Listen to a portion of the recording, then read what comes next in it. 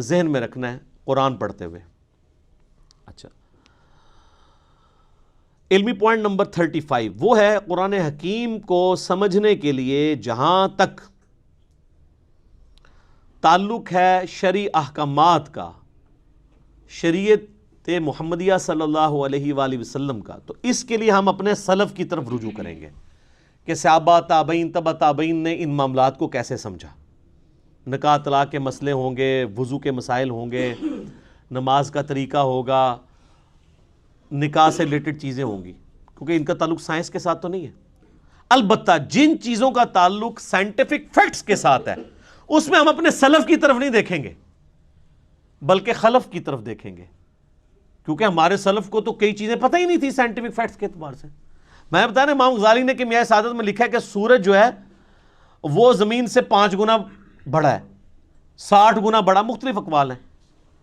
آج ہمارے بچے کو بھی پتا ہے کہ 60 گنا نہیں ہے، 6000 گنا بھی نہیں ہے، 6 لاکھ گنا بھی نہیں، 13 لاکھ گنا بڑا ہے سورج.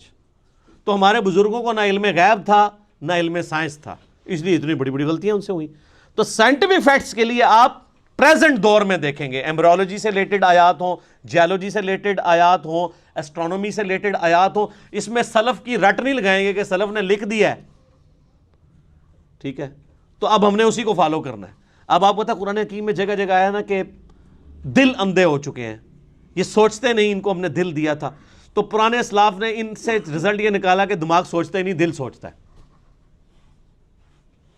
اور انہوں نے دماغ کے سوچنے کا بھی انکار کر دیا. وہ تو پھر آج ہمیں سائنس بتا رہی ہے کہ دل بھی سوچتا ہے، دماغ بھی سوچتا ہے. اس کے اوپر میرا کلپ ہے، انسٹرومنٹ آف انٹلیکٹ، وہ دماغ ہے یا دل، وہ آپ دیکھ لیں، دونوں سوچتے ہیں. لیکن قرآن حکیم میں چونکہ ذکر بار بار آیا دل کا، تو انہوں نے کہا دماغ سوچتا ہی نہیں ہے. اب اس میں ہم سلف کی بات نہیں مانیں گے، خلف کی بات مانیں گے جنہوں نے سائنٹیفکلی چیزوں کو لرن کیا. اور قرآن میں صرف دل کا ذکر نہیں ہے، افئدہ کا لفظ بھی آیا ہے، وہ دماغ کی طرف بھی جا سکتا ہے. سینٹر، عقل کا ذکر آیا ہے. اب وہ عقل کے لیے ضروری نہیں کہ وہ دل ہی ہو، دل بھی سوچتا ہے. یہ بھی علیحدہ بات ہے کہ یہ بھی اب ریسنٹ ڈسکوری ہے، یوٹیوب پہ اس کے حوالے سے ویڈیوز بھی موجود ہیں. پہلے لوگ دل کے سوچنے کو نہیں مانتے تھے. چونکہ قرآن لٹریچر کی بک ہے اس لیے قرآن دل کا ذکر ڈومینیٹ کرتی ہے. ایک سائنٹسٹ ہے جس کو پتا ہے کہ دماغ سوچتا ہے، وہ کبھی نہیں کہے گا کہ آج میرا دماغ کر رہا ہے کہ میں بریانی کھاؤں، وہ بھی کہے گا میرا دل کر رہا ہے آج بریانی کھاؤں، کیونکہ لٹریچر کی زبان میں دل کا لفظ ہی بولا جاتا ہے. تو قرآن حکیم کا سٹائل لٹریچر کا سٹائل ہے. تو اس لیے اس چیز کو آپ نے ذہن میں رکھنا ہے، ادروائز آپ کے لیے مصیبت کھڑی ہو جائے گی کہ آپ نے ان احکامات کے اعتبار سے جو ہے وہ سلف کی طرف دیکھنا ہے اور سائنٹیفک فیکٹس کے اعتبار سے خلف کی طرف دیکھنا ہے.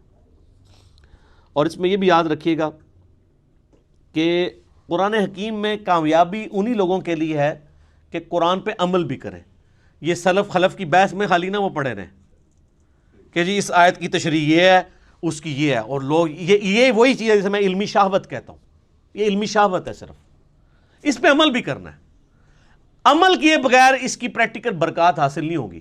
صحیح مسلم میں حدیث ہے نا، حضرت عمر کہتے ہیں کہ نبی علیہ السلام فرمایا اللہ تعالیٰ اس کتاب کی وجہ سے قوموں کو عروج دے گا اور قوموں کو زوال بھی دے گا. عروج دیا ہے صحابہ کرام کو، کہاں ان بدوؤں کو اٹھا کے دنیا کا امام بنا دیا، اور وہ رومن اور پرشین امپائر جو ہزاروں سال سے استحصال کر رہی تھی انسانیت کا، اکھاڑ کے رکھتی ہیں ود ان 17 ایئرس. یعنی مسلمانوں کی اگر آپ گراف جو اوپر جانا شروع ہے وہ تو 2 ہجری کے بعد ہے. 2 ہجری میں غزوہ بدر ہے، 3 میں غزوہ احد ہے، 5 میں غزوہ خندق ہے، 6 میں صلح حدیبیہ ہے، 7 میں غزوہ خیبر ہے، 8 میں فتح مکہ ہے، اور 8 ہی میں غزوہ حنین ہے، مشرکین عرب کے خلاف آخری جنگ. 9 میں غزوہ تبوک ہے، رومن امپائر بھی بھاگ گئی نبی علیہ السلام کے رعب کی وجہ سے، ورنہ یرموک وہیں پہ ہو جانی تھی. اور اس کے بعد اگلے 3-4 سالوں کے اندر یرموک کے اندر رومن امپائر جزیہ دینے پہ آمادہ ہوگی، جنگ بھی ہار گئی. اور قادسیہ میں اسی سال قادسیہ کے اندر پرشین امپائر ٹوٹ گئی، یہاں تک کہ پوری پرشین امپائر مسلمانوں کے پاس آ گئی. تو یہ صحابہ کرام کو اللہ تعالیٰ نے قرآن کے ذریعے اٹھایا ہے، انہوں نے قرآن پہ عمل بھی کیا ہے. آج بھی جو قرآن پہ عمل کرے گا نا اسی کو قرآن سمجھ آئے گا، ادروائز قرآن اس کو لگے گا یہ تو ایک بے ہنگم سی کتاب ہے نعوذ باللہ. اور آپ دیکھیں مشرکین عرب کے اندر دو خامیاں تھیں, اللہ نے وہ کیسی دور کی. نمبر 1 خامی تھی کہ وہ طوائف الملوکی کا شکار تھے, آپس میں لڑتے رہتے تھے. نمبر 2 چٹے ان پڑھ جاہل تھے. اللہ نے یہ دو خامیاں کیسے دور کی؟ انہیں قرآن کے ذریعے ان کی زبان میں ہی ایسا علم دیا کہ یہودی اور عیسائی جو ان کو امی کہتے تھے, ان کی زبانیں بھی ان کے سامنے بند ہو گئیں. جنہوں نے سورۃ المائدہ, سورہ نساء پڑھ لی, ان کے سامنے کون پریسٹ بیٹھ سکتا ہے, ان کے ساتھ علمی ڈسکشن کر سکتا ہے. اور دوسری خامی جو طوائف الملوکی تھی, نبی صلی اللہ علیہ وآلہ وسلم کی شکل میں ان کو ایک ایسا لیڈر دیا کہ سارے عرب قبائل ان کے نیچے جمع ہوئے. پھر رومن پرشین امپائر انہوں نے الٹ ہی دینی تھی نا. اور ان دو خامیوں کو دور کر کے اللہ نے ان کی دو خوبیاں یوٹیلائز کر لی. ایک خوبی ان کے اندر یہ تھی کہ جب وہ کسی کو زبان دیتے تھے پھر گردن ہی کٹتی تھی. بیعت کا مطلب تھا کہ اب بس اس کے ساتھ بیعت کر لی, اب جو بھی یہ کہے گا ماننا ہے, چاہے جان بھی دینی پڑے. ابو جہل نے دی ہے نا, کفر کے لیے ہی دی ہے, لیکن زبان پہ قائم رہا ہے, اس کے ماننے والے بھی قائم رہے. یہ تو یہودی تھے جو کمزور ایمان والے تھے نا, ان کو پھر اللہ نے اٹھایا بھی تو نہیں. 10 یہودی بھی مسلمان نہیں ہوئے.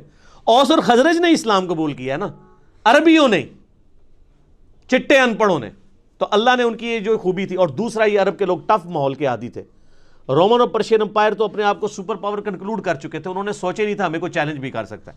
اور یہ عربی روکھی سوکھی کھا کے بھی, کئی دن فاقے کر کے بھی, اونٹوں پہ ریگستانی سفر کر کے بھی, یہ تو عادی تھے ہارٹ آف ماحول کے. ان کی تو کوئی چیز بھی اسٹیک پہ نہیں لگی تھی, نہ ان کے پاس محلات تھے, یہ تو کہیں پہ بھی سو جایا کرتے تھے, ٹھیک ہے, خود بھی پتے کھا کے گزارا کر لیتے تھے. تو ایسے لوگ جن کے لیے دنیا میں کوئی لگژریس لائف نہیں تھی, یہ ان کی بہت بڑی خوبی تھی. تو یہ جب ٹکرائے ہیں تو انہی کا اسلحہ ان سے چھین کے ان کو الٹ کے رکھ دیا انہوں نے. اور پھر ایسی داغ بیٹھی ہے کہ وہ جو شروع کی محنت ہے 1000 سال تک پھر سر دنیا پہ حکمرانی کی ہے نا مسلمانوں نے, سپر پاور رہے ہیں. آج کہتے ہیں جی جناب وہ ہم حکمران تھے, پھر کیا ہو گیا. تو جو تھے وہ زمانے میں معزز تھے مسلمان ہو کر, اور تم خار ہوئے تارک قرآن ہو کر.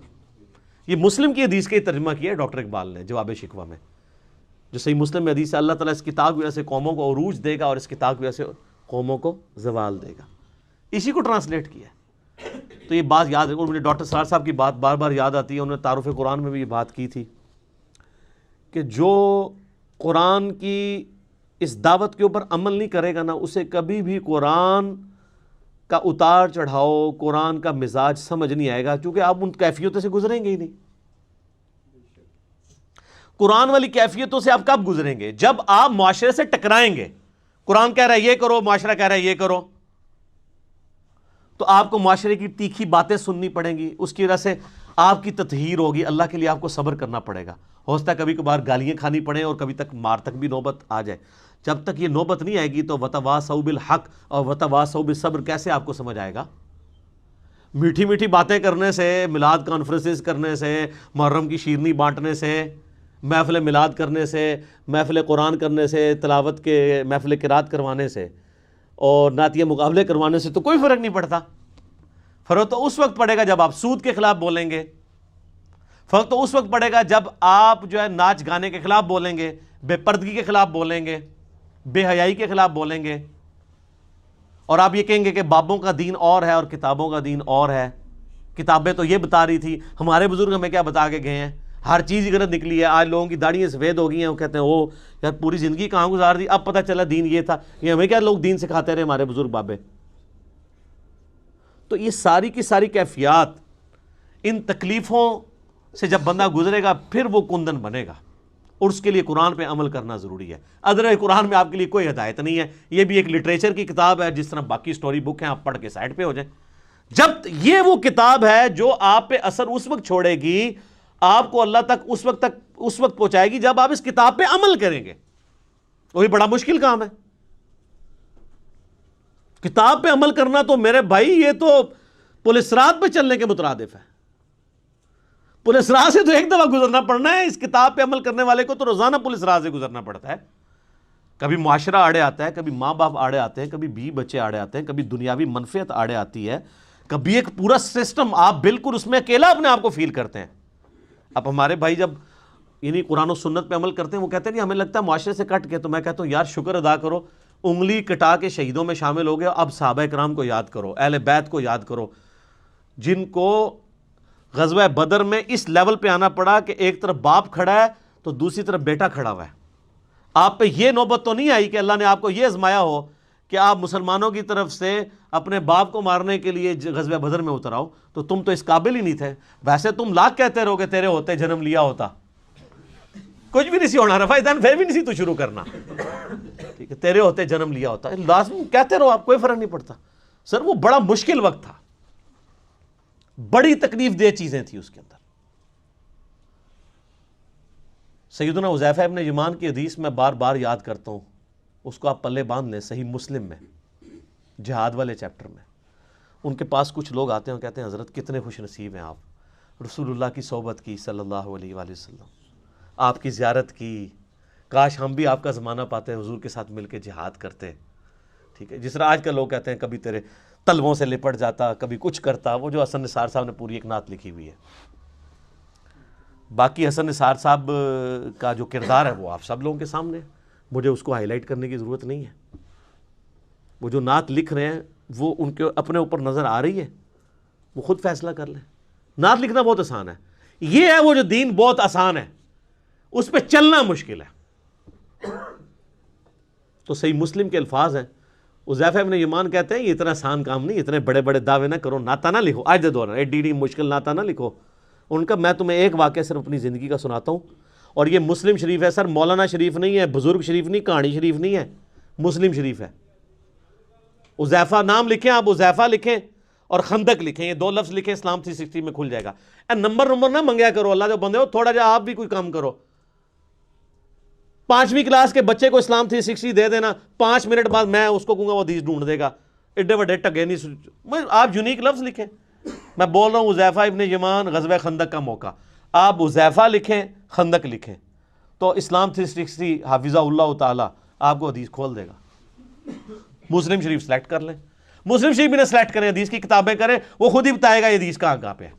چلو, تو حذیفہ ابن یمان کہتے ہیں رضی اللہ تعالیٰ عنہ, نبی علیہ السلام نے ایک سخت سردیوں کی رات میں, جب کہ آپ کو پتہ ہے غزوہ احزاب کے موقع پہ کتنا مشکل وقت تھا, خندق کھودی ہوئی ہے, اس طرف کافر بیٹھے ہیں, اس طرف مسلمان بیٹھے ہوئے ہیں, سخت سردی ہے, بڑا ٹف ماحول ہے. نبی علیہ السلام نے کہا کون ہے جو اٹھے اور جا کے کافروں کی جاسوسی کرے اور جنت میں اپنے نبی کا پڑوس حاصل کر لے. ہائے ہائے ہائے ہائے, یہ سارے نعتوں والے کہتے ہیں میکڑو ہو جڑا سی انج کر کے. یہ کہنا آسان ہے, غلامی رسول میں جو داڑھی نہیں رکھ رہا اس کو موت کہاں سے قبول ہونی ہے. غلامی رسول میں جو فجر کی نماز نہیں اٹھ کے پڑھ سکتا بسترا چھوڑ کے, اس نے موت کہاں سے قبول کرنی ہے. حضرت حذیفہ ابن یمان کہتے ہیں کہ اتنی بڑی بشارت سن کے بھی کوئی ایک صحابی بھی نہیں تھا جو کھڑا ہو, اس لیے کہ سخت سردی کی رات تھی, لوگ چاہتے تھے کسی اور کی ڈیوٹی لگ جائے.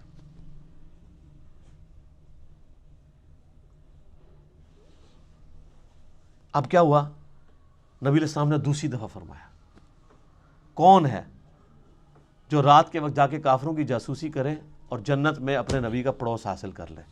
کائنات میں سب سے بڑی کوئی چیز یہی ہو سکتی ہے نا, اس سے بڑی صرف ایک چیز ہے کہ اللہ تعالیٰ کسی کو پیغمبر بنا دے.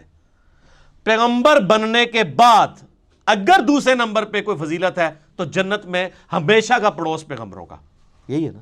یہی ہم اللہ سے مانگتے ہیں کہ اللہ تعالیٰ ہمیں بقیہ غرقت میں مدفن اور جنت الفردوس میں اپنے محبوب صلی اللہ علیہ وآلہ وسلم کا پڑوس عطا فرمائے, آمین. حضرت حذیفہ کہتے ہیں دوسری بار بھی کوئی نہیں کھڑا ہوا, تیسری دفعہ بھی کوئی نہیں کھڑا ہوا, چوتھی دفعہ نبی علیہ السلام فرمایا حذیفہ, آپ کہتے ہیں میں نے دل میں کہا لو جی مارے کے, اب تو جانا ہی پڑے گا, میری ڈیوٹی لگی, کیونکہ اب تو بائی نیم حکم آ گیا نا. ان کہ یا رسول اللہ, فرمایا جاؤ, اور ساتھ کہا کہ دیکھنا چھیڑخانی کوئی نہیں کرنی, جتنا کام کا ہے اتنا ہی کرنا ہے. کہتے ہیں میں اٹھا, اب سوچ رہا تھا سخت سردی ہیں ریگستان کی, باہر جا کے کیا بنے گا میرا. کہتے ہیں اللہ کی قسم جب میں اٹھا تو مجھے لگا میں گرم حمام میں داخل ہو گیا ہوں, میرے اوپر کسی نے نا کوئی گرم رضائی اوڑھ دی ہے سخت سردیوں میں. اور کہتے ہیں میں اسی طرح باہر گیا پھرتا رہا, ٹھنڈ ختم ہی ہو گئی. اور کہتے ہیں میں نے دیکھا کافر رات کے وقت بیٹھ کے اپنے وہ جو تیر ہیں ان کی جو نوکیں ہیں ان کو تیز کر رہے ہیں, کوئی برچھیوں کو تیز کر رہا ہے. اور کہتے ہیں میں نے ابو سفیان کو بھی دیکھا اور میں ایک تیر چلاتا اس کا کام تمام کر سکتا تھا رات کے وقت. وہ میرے نشانے پہ تھا, اس کو تو نظر بھی نہیں آ رہا تھا کہ میں اس کے پاس پہنچ چکا ہوں. لیکن پھر مجھے نبی علیہ السلام کی نصیحت یاد آئی کہ دیکھیں کوئی کام نواں نہ کھول نہیں ہوتے پنڈورا باکس. تو مجھے حضور کی بات یاد آئی تو میں پھر پیچھے ہو گیا. یعنی میں اس لیول کو کراس نہیں کیا, ایفیشنسی جھاڑنے کی کوشش نہیں کی, حتیٰ کہ میں نے سب کچھ گنا کتنے لوگ ہیں یہ کر کے واپس آیا. کہتے ہیں جیسے ہی میں نبی علیہ السلام کی مجلس میں داخل ہوا تو وہ جو گرم حمام والا اثر تھا ختم ہو گیا اور مجھے سخت ٹھنڈ لگنا شروع ہو گئی. تو نبی علیہ السلام نے اپنی مبارک چادر میرے اوپر اڑا دی. یہ یعنی معجزہ ظاہر ہوا نبی علیہ السلام کا. یہ صحیح مسلم میں. لیکن اس میں سبحان اللہ کے ساتھ بہت چیزیں جو ہے استغفر اللہ اور انا للہ بھی یعنی جڑی ہوئی ہیں. وہ جو انور مقصود صاحب نے وہ کالم لکھا ہے نا کہ تبدیلی کا سفر ایاک نعبد و ایاک نستعین سے شروع ہوا, ان اللہ مع الصابرین سے ہوتا ہوا انا للہ و انا الیہ راجعون پہ ختم ہوا. تو یہ آپ کا سفر بھی یہ صرف سبحان اللہ تک نہ رہے میرے بھائی, بہت تلخ چیزیں اس کے ساتھ جڑی ہوئی ہیں. کہ دعوے کرنا بہت آسان ہے, پریکٹیکلی دین کے اوپر چلنا بہت مشکل کام ہے. تو قرآن حکیم سے ہدایت ان لوگوں کے لیے ہے کہ جو قرآن کو فالو کریں گے. صرف مطلب دعوے کر لینے سے کچھ بھی نہیں ہونا. تو یہ اس پوائنٹ میں ڈسکس کرنا ضروری تھا. باقی پریکٹیکلی اگر آپ نے نبی علیہ السلام کی انقلابی دعوت کو ویڈیو کی شکل میں دیکھنا ہو تو قطر والوں نے 30 اقساط کے اوپر ایک ڈرامہ سیریل بنائی ہے عمر سیریز کے نام سے, جو انگلش میں تو سب ٹائٹل کے ساتھ آ چکی ہے اور اردو میں بھی اب انڈینز نے ڈبنگ کر دی ہے اس کی. ہمارے واٹس ایپ گروپ میں رابطہ کریں, چونکہ یوٹیوب کے اوپر وہ کاپی رائٹس کا ایشو ہے, وہ اپلوڈ نہیں ہو سکتی. فیس بک کے اوپر ہمارے بھائیوں نے اپلوڈ کی ہوئی ہے, منگوا بھی سکتے ہیں. اور اوریجنلی تو وہ عربی میں بنی ہے اور اس کا ٹیسٹ بھی عربی کے اندر ہے. تو اس میں آپ کو عربیوں کی عادتوں کا بھی پتہ چلے گا. انہوں نے پیورلی عرب کا کلچر فلمایا ہے کہ عرب کے لوگ آپس میں کس طرح گفتگو کرتے ہیں. یہاں آپ نے وہ کلچر دیکھنا ہے, پٹھانوں کو دیکھیں, سیم آلموسٹ وہی ریزیمبلنس آپ کو نظر آئے گی. وہ آپس میں بات کرتے ہوئے لگتا ہے لڑ رہے ہوتے ہیں. عربی بھی اسی طرح ہی لڑ رہے ہوتے ہیں گفتگو کر, عام نارمل انداز میں بھی. پھر بات بات پہ محاورے بڑے سخت قسم کے, وہی ہے تیری ماں مر جائے. تو یہ وہ محاورے جو صحابہ کرام بھی استعمال کر لیتے تھے, اس لیے کہ وہ عرب کلچر کا حصہ تھے. یہ جو تارجوی صاحب جن صحابہ اور اہل بیت کا تعارف کرواتے ہیں نا, یہ نبی علیہ السلام کے صحابہ اور اہل بیت اس طرح کے نہیں تھے. یہ ماڈرن اردو لینگویج کے صحابہ اور تابعین اور تبع تابعین بنتے ہیں. عرب کا کلچر بالکل ڈیفرنٹ تھا. وہ بڑے ذرا ان کے مزاج میں ریگستانی ماحول کے تھے نا, تو وہ ان کے مزاج میں سختی موجود تھی گفتگو کرنے پہ. تو وہ میٹھی میٹھی باتیں کر کے, تو میرے بھائی رومن اور پرشین امپائر تو نہیں تھی انہوں نے الٹنی نا. یہ میٹھی باتوں سے الٹی جاتی ہے. جو بدماش صدیوں سے بیٹھے ہوئے ہیں ان کو اکھاڑنے کے لیے ان کو آپ محفل نعت میں ان کو جھموائیں گے یا ان کو شیرنی دیں گے تو وہ اپنی مجلس چھوڑ کے چلے جائیں گے. نہیں, یہ تلوار جو اللہ تعالیٰ نے صحابہ کی مسلط کی رومن اور پرشین امپائر پہ, تاکہ ان کو اکھاڑ کے ایک نئے دور کا آغاز کیا جائے. اسی پہ وہ وحید الدین خان صاحب کی کتاب ہے نا, اسلام دور جدید کا خالق ہے. یہ آج جو فریڈم آف ایکسپریشن آپ کو نظر آ رہی ہے, یہ اسلام کی برکت سے ہے. اسلام سے پہلے تو بادشاہ کا دین ہی رعایا کا دین ہوتا تھا. اگر کوئی نہیں قبول کرتا تھا پرسیکیوشن ہوتی تھی. رومن امپائر کو دیکھنے ہزاروں عیسائیوں کو انہوں نے قتل کیا ہے.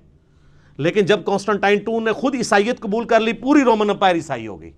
نبی علیہ السلام جب آئے اس وقت یہ عیسائی اسٹیٹ تھی, بن چکی بھی تھی, لیکن اس سے پہلے تو نہیں تھی. لیکن یہ اسلام نے آزادی دی کہ نہیں, بادشاہ کوئی بھی ہے, آپ کو حق ہے کہ آپ اپنا دین رکھ سکتے ہیں. اور یہ برکت ہے جو آج آپ اویل کر رہے ہیں کہ ٹرمپ جو ہے ایک متعصب قسم کا یہودی نما عیسائی ہے, لیکن اس کے سامنے بھی جب قرآن تلاوت کیا جاتا ہے خاموشی سے سنتا ہے. امریکہ کے اندر آپ جا کے اسٹریٹ دعوت دیں, لوگ سنیں گے. نماز پڑھیں آپ کے ساتھ, لوگ سیلفیاں بھی بنوائیں گے, برا نہیں سمجھیں گے. لیکن فرعون کے سامنے جادوگروں نے جب ذرا سی بات کی تھی, اس نے کہا میں لٹکا دوں گا تمہیں. یہ فرق ہے. تو اسلام اس دور جدید کا خالق ہے. ٹھیک ہے جی, انشاءاللہ یہ 35 پوائنٹ ہی کور ہوئے ہیں, باقی 5 پوائنٹ انشاءاللہ اگلی دفعہ کور کریں گے. صلو علی الحبیب, اللہم صلی علی محمد وعلی آل محمد کما صلیت علی ابراہیم وعلی آل ابراہیم انک حمید مجید. اللہم بارک علی محمد وعلی آل محمد کما بارکت علی ابراہیم وعلی آل ابراہیم انک حمید مجید. سبحانک اللہم وبحمدک اشہد ان لا الہ الا انت استغفرک واتوب الیک. اللہ تعالیٰ سے دعا ہے جو حق بات میں نے کہی ہمارے دلوں میں راسخ فرمائے. اگر جذبات میں میرے منہ سے کوئی غلط بات نکل گئی اللہ تعالیٰ ہمارے دلوں سے ہی معاف کر دے. ہمیں کتاب و سنت کی تعلیمات پر عمل کر کے دوسرے بھائیوں تک پہنچانے کی توفیق عطا فرمائے. وما علینا الا البلاغ المبین. جزاکم اللہ خیر.